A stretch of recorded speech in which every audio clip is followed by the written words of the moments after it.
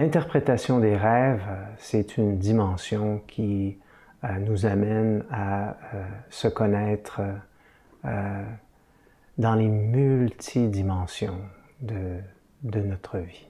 C'est quelque chose de tellement important de comprendre nos rêves. Pourquoi? Parce que ça nous amène au début de qui nous sommes.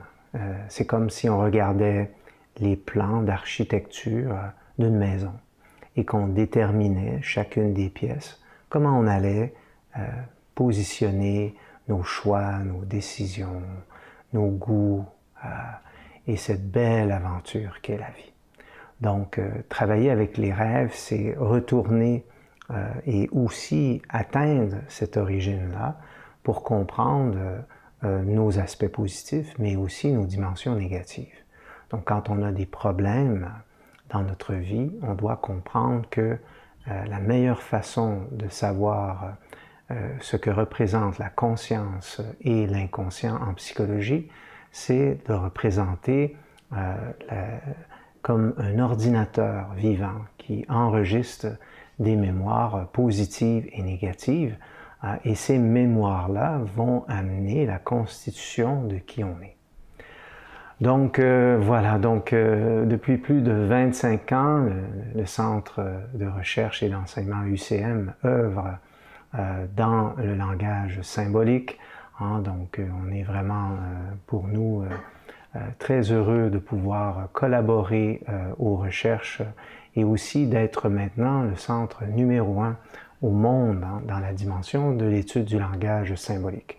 Nos étudiants sont des psychologues, des médecins, des infirmières, des psychiatres, bien sûr, de plusieurs pays à travers le monde, et aussi des enseignants et des gens, bien sûr, dans tous les domaines et toutes les sphères, parce que l'interprétation des rêves, c'est pas uniquement pour aider les autres, mais d'abord et avant tout, c'est de se connaître soi-même.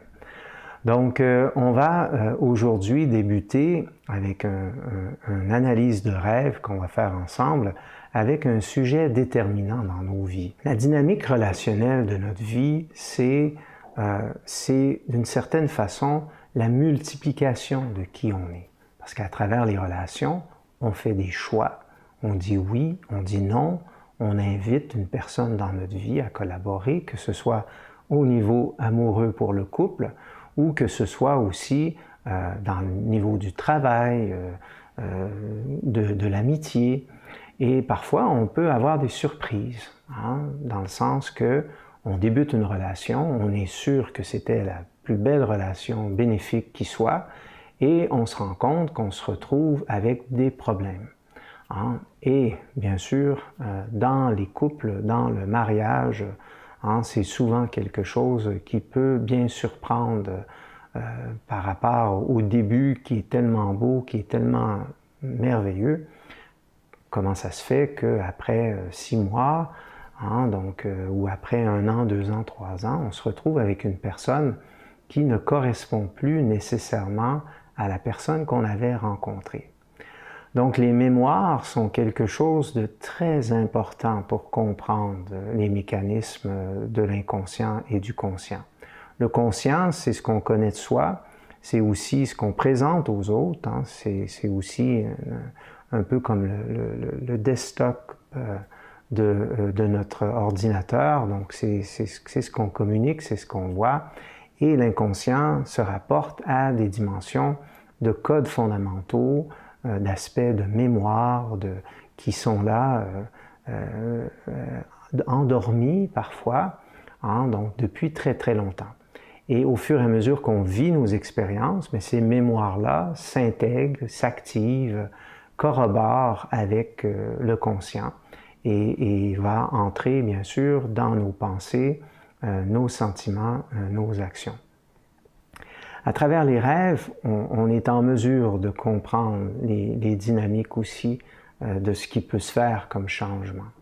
Moi, je fais souvent référence à l'ordinateur vivant qui est à l'intérieur de nous, là, dans les différents cours, formations que je présente aussi maintenant dans plusieurs universités aussi. Donc, on a des collaborations maintenant qui permettent de pouvoir vraiment ouvrir le portail de compréhension du langage symbolique et de son application aussi dans notre vie de tous les jours. À travers les rêves, on a à l'intérieur de nous, quand on regarde et on étudie maintenant la physique moderne qui explique les notions de multidimension de la conscience, multidimension aussi au niveau de la matière, qui sont des dimensions en physique moderne qui sont bien établies en science. Donc on peut imaginer avec la conscience tout ce qu'on peut aussi percevoir, ressentir au niveau d'une pensée, au niveau d'une intention aussi d'une personne. Donc une personne peut avoir une façon d'être, une façon d'agir, mais dissimuler ou même inconsciemment avoir une autre personnalité qui n'est pas encore émergée ou qui n'est pas encore présentée. Et tout ça, c'est absolument magnifique. C'est complexe, mais en même temps simple aussi à la fois. Donc, si on comprend la puissance de l'inconscient et de qui nous sommes dans nos potentiels. Quand on étudie les personnes qui ont des troubles de santé mentale, et bien sûr, actuellement sur la planète, les statistiques sont vraiment devenues très importantes, et voire même inquiétantes au niveau gouvernemental, parce que là, il y a comme eu des ouvertures vraiment puissantes au niveau de l'inconscient, au niveau de la planète. Qu'est-ce qui a pu créer ces ouvertures de conscience-là, qui permettent de plus en plus d'arriver à des faits où la maladie mentale devient une très grande préoccupation?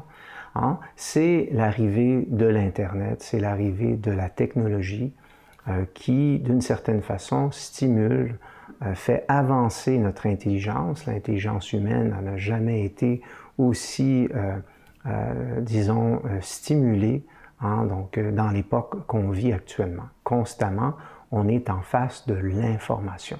Dans le mot « information », c'est très intéressant, vous avez le mot « information ». Donc, la « in », c'est une notion d'intérieur.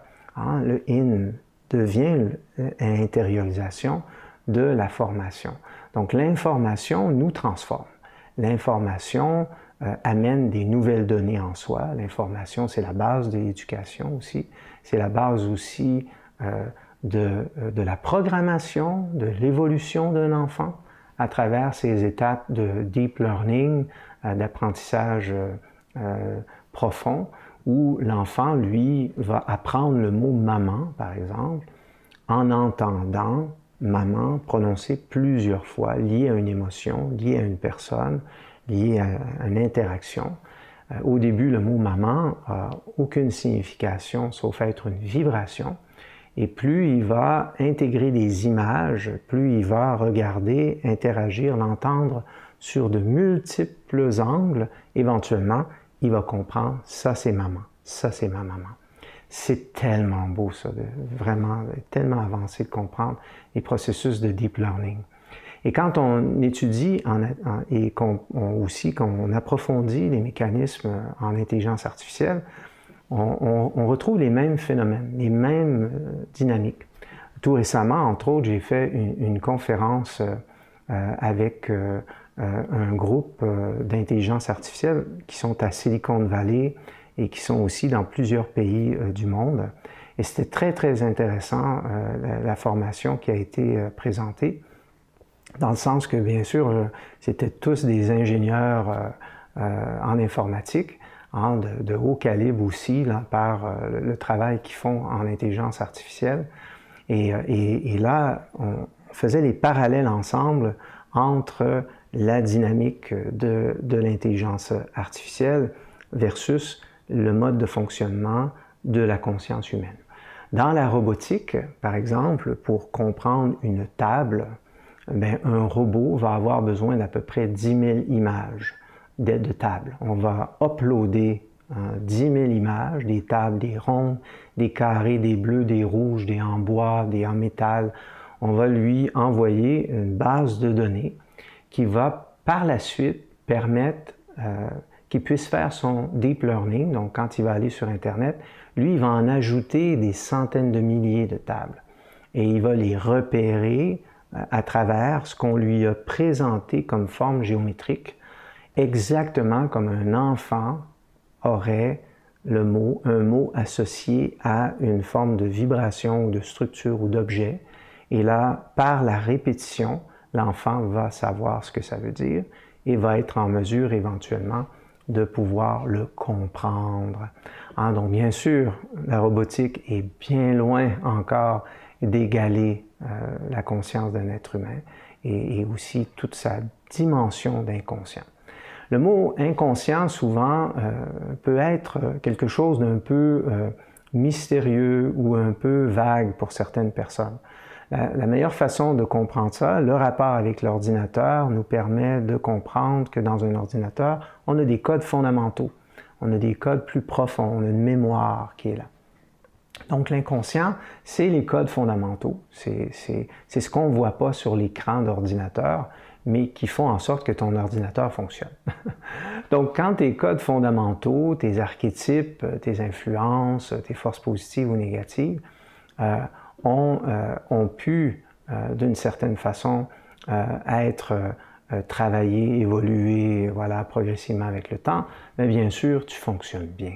Et voilà. Et ça, ces codes fondamentaux-là nous viennent bien sûr de l'enfance, nous viennent des influences aussi ancestrales, donc de comment nos parents ont été élevés, donc c'est la région où on demeure et tout, notre culture, nos traditions, toutes ces influences-là sont marquées dans les mots qu'on entend, dans nos « je t'aime », dans nos « je suis heureux que tu sois là » ou dans la façon d'être réprimandé. Voilà. Il n'y a pas un endroit dans le monde, même si on utilise les mêmes mots dans le même monde. Donc, les mots vont être teintés et influencer des dimensions traditionnelles, des dimensions culturelles, des dimensions voilà, d'un pays, d'une région, d'une culture. C'est magnifique, c'est magnifique. Cette interaction-là des forces qui constituent notre conscience. Aussi, ce qui est très intéressant quand on étudie la conscience et l'inconscient, c'est de comprendre les parallèles au niveau des qualités, des vertus comme des défauts, par exemple. Donc, une qualité, elle devient une qualité approfondie, un deep learning d'une qualité, quand on l'a expérimenté plusieurs fois. Et aussi, quand on améliore cette qualité-là.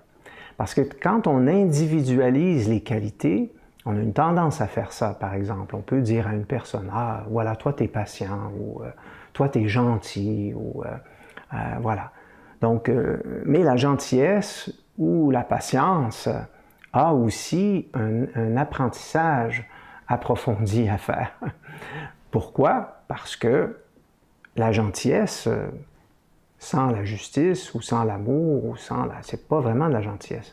On peut utiliser la gentillesse socialement, mais dans le fond, à l'intérieur de nous, notre intention, c'est on s'en fout un peu.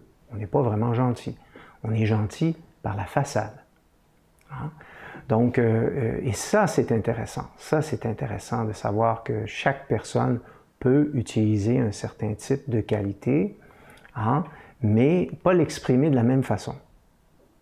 Et la patience, ça va être la même chose. Voilà, on peut avoir de la patience de formalité, comme on peut avoir une patience vraiment, vraiment profonde en soi, où on allie plusieurs forces ensemble, où il va y avoir de la justice dans notre patience, il va y avoir aussi du respect. Voilà, c'est extraordinaire de simplement faire une réflexion sur une qualité, l'importance d'une qualité.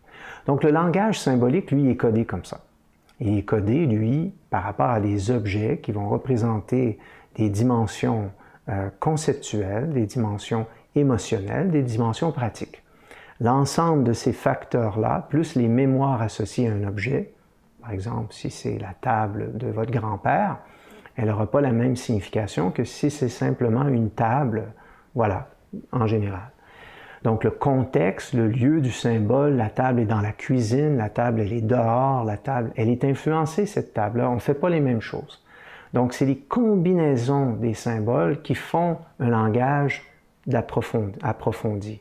Hein? Donc le deep learning, c'est le terme qui me vient en anglais, voilà, l'apprentissage approfondi. Donc, par l'interaction des symboles, là, on comprend à quel point la conscience humaine fonctionne et parce qu'on est toujours en train d'associer les choses. Et quand on est un bébé, au début, on n'associe pas les choses. On comprend plus généralement une ambiance positive ou négative. J'aime, j'aime pas. Hein? Donc, c'est aussi simple que ça. Au début, c'est très, très large comme dimension archétypale et avec le temps, ça se précise. Plus on refait les mêmes gestes, les mêmes expérimentations, et éventuellement, on lit les choses. On associe une action ou une parole avec une autre. Et ça, c'est ça, le deep learning. Ça se fait comme ça progressivement. Et c'est fascinant. Donc, lorsqu'on a des problèmes de relation, on peut imaginer que la mémoire a enregistré des problèmes de relation dans d'autres relations.